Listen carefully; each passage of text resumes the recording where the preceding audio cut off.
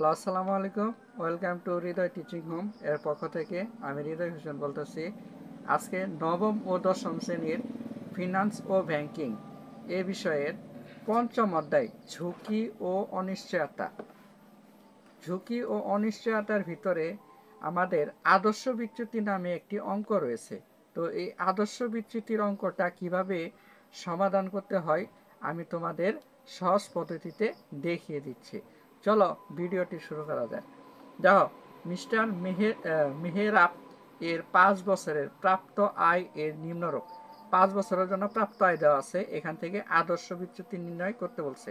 এখানে মনে ধরো আদর্শ বিচ্যুতি বিচ্যুতি নির্ণয় করো। আদর্শ বিচ্যুতি নির্ণয় করতে বলছে।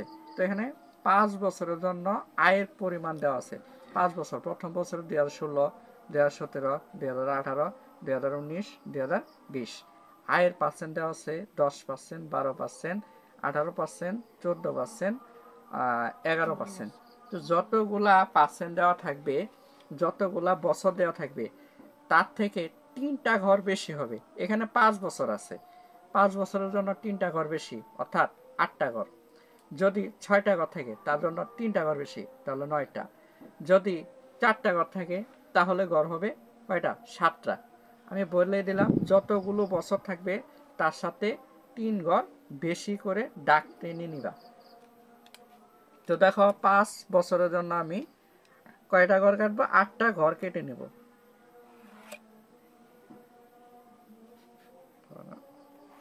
1, 2, 3, 4,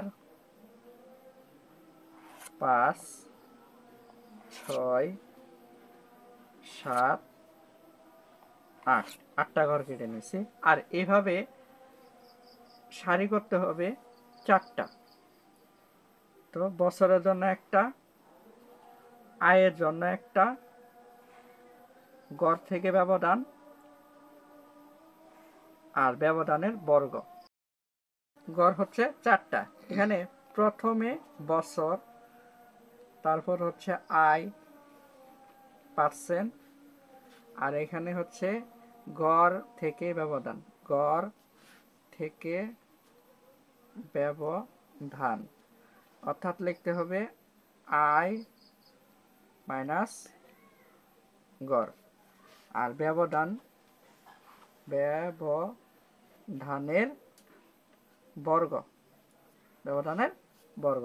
তো বছরগুলো প্রথমে দেওয়া আছে 2016, 2017, আমি এখান থেকে দেখে দেখে লিখতেছি, 2018, 2019, 2020। এগুলো লেখা শেষ। আয়গুলো লিখে নিতেছি। পার্সেন্ট আমি এখানে দিচ্ছি, পার্সেন্ট আর এখানে দেওয়ার দরকার নাই। আছে প্রথমে 10, তারপর আছে 12, তারপর 18, তারপর 14, তারপর আছে 11। তো এইগুলা আয়গুলোর কি করতে হবে? যোগফল। এখানে লিখবা যোগফল, এই কলামে লিখতে হবে যোগফল। তো এইগুলা সবগুলা কি যোগফল করে নিতে হবে। আমি ক্যালকুলেটরের মাধ্যমে যোগ করে নিতেছি।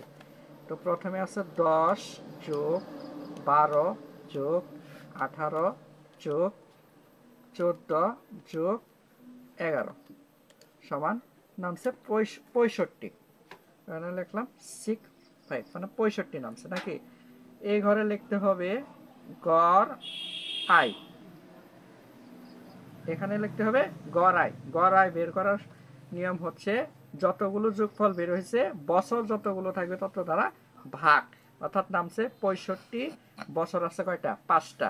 এই 5 দ্বারা ভাগ করতে হবে। তো 65কে 5 দ্বারা ভাগ করি, ভাগ 5, 13 নামে, এই 13।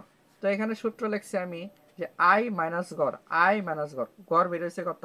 13, আয় আছে কত? 10। তাহলে প্রথম গড়ে আয় আছে 10, গড় বের হয়েছে 13, সমান সমান বিয়োগ করতে হবে। একইভাবে আয় আছে কত? 12, 12 বিয়োগ গড় পাইছি 13। একইভাবে 18 বিয়োগ 13, প্রত্যেকটা একভাবে যাবে।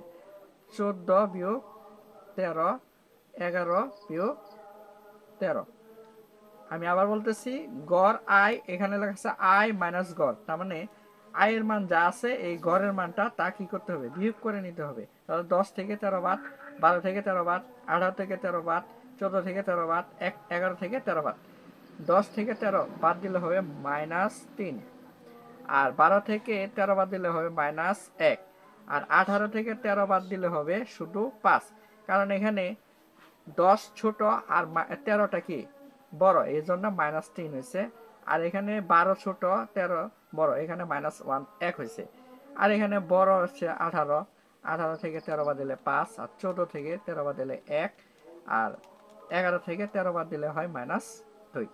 তো এখানে ব্যবধানের বর্গ দেওয়া আছে, ব্যবধান কত বের হয়েছে, -3 এর বর্গ মানে স্কোয়ার, আর এখানে -1 এর উপরে স্কোয়ার, এখানে 5 এর উপরে স্কোয়ার, এখানে 1 এর উপরে স্কোয়ার, এখানে -2 এর উপরে স্কোয়ার। যখন আমরা স্কোয়ার করি মাইনাসগুলা কি হয়ে যায়, ভ্যানিশ হয়ে যায়। তাহলে 3 তিরিকে 9, 1 এর উপর স্কোয়ার করলে হয় 1, 5 এর উপর স্কোয়ার করলে হয় 5 5 25, 1 এর উপর স্কোয়ার করলে হয় 1, 2 এর উপর স্কোয়ার করলে হয় 4। তো এখানে লিখব ব্যবধান বর্গের যোগফল, ব্যবধান বর্গের যোগফল, ব্যবধান বর্গের যোগফল আমি যোগফল করে নিয়েছি। এখানে 9 যোগ 1 যোগ 25 যোগ 1 যোগ 4, 40, এখানে হয়েছে 40। তাহলে আমার বের করতে হবে কি, ব্যবধান বর্গের গড়, ব্যবধান বর্গের গড়, ব্যবধান বর্গের গড়। তো ব্যবধান বর্গের গড় করতে গেলে আছে আমার কত, 40। তো এখানে নিয়ম হচ্ছে যতগুলো বছর থাকবে এর সাথে 1 বিয়োগ করতে হবে। তো আমার বছর আছে কয়টা, 5টা, এই 5 বিয়োগ 1, তাহলে হচ্ছে উপরে 40, নিচে হচ্ছে কত, 4। 40কে 4 দ্বারা ভাগ করলে হবে 10। আমার বের করতে বলছিল আদর্শ বিচ্যুতি, এখানে আদর্শ বিচ্যুতি ফলা হবে না, আদর্শ বিচ্যুতি সমান রোড ওভার জানামছে, মানে এখানে সর্বশেষ জানামে 10, এর 10-এর কি করতে হবে, রোড করতে হবে। তো 10-এর রোড করে নিই, রোড ওভার 10 করলাম 3.16, 3.16%। তো এখানে আদর্শ বিচ্যুতির মান হয়েছে 3.16%। এই আদর্শ বিচ্যুতি করার শর্ত হচ্ছে কি, আমার ব্যবসায়ের ঝুঁকির পরিমাণটা কম নাকি বেশি। এখানে প্রকল্প আমি একটা দিয়ে করে নিয়েছি, যদি প্রকল্প একাধিক থাকে তাহলে দেখতে হবে যে এই আদর্শ বিচ্যুতির মানটা আর আরেকটা আদর্শ বিচ্যুতির মানটা কোনটা কম আর কোনটা বেশি। যদি ধরো একটার ভিতরে আছে 4.15%, তো এই ক্ষেত্রে এটা একটা, যেটার মান কম থাকবে এটা হচ্ছে ঝুঁকি কম, আর যেটা বেশি থাকবে এটা হচ্ছে ঝুঁকি বেশি। তো অর্থাৎ এখানে আমার যেটার ভিতরে কম থাকবে এটাই হচ্ছে গ্রহণযোগ্য। তো এভাবে আমরা সহজেই আদর্শ বিচ্যুতি অঙ্ক করে নিতে পারি। তো ধন্যবাদ সবাইকে, ভালো থাকো, আসসালামু আলাইকুম।